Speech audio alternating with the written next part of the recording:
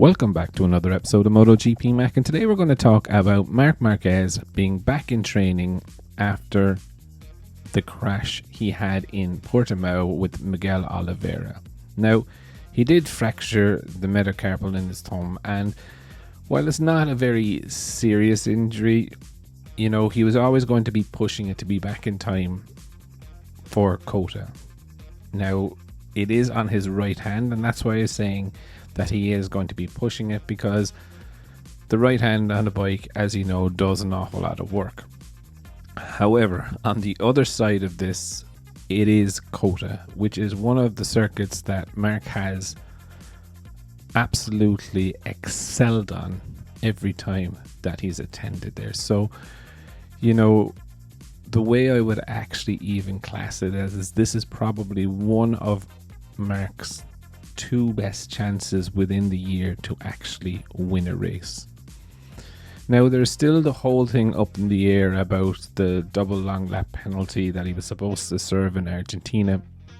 And as I said in Monday's podcast, I think he's probably going to get away with it, and for the reasons of the technicality that Honda have appealed.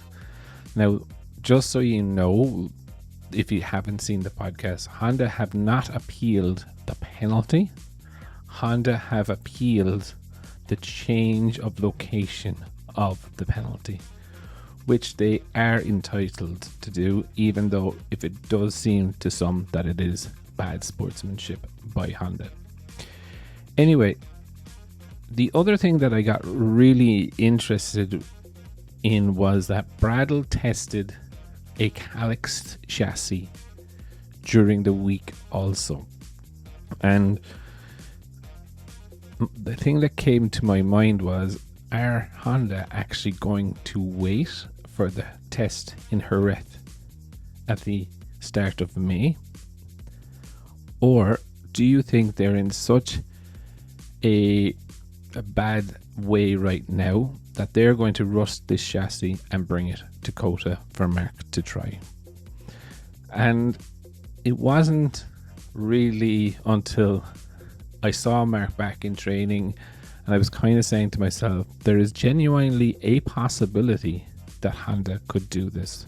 Rush that chassis, give it to Marc so that Marc can see it.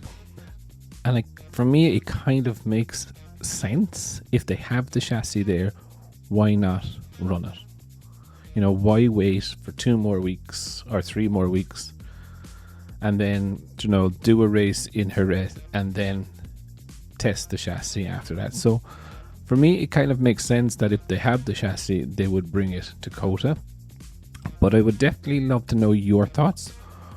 Do you think that Marc A will ride in COTA, and B, will Honda bring that new chassis for Marc to try in COTA? Definitely leave your thoughts in the comments below, and I'll be back again tomorrow with another video.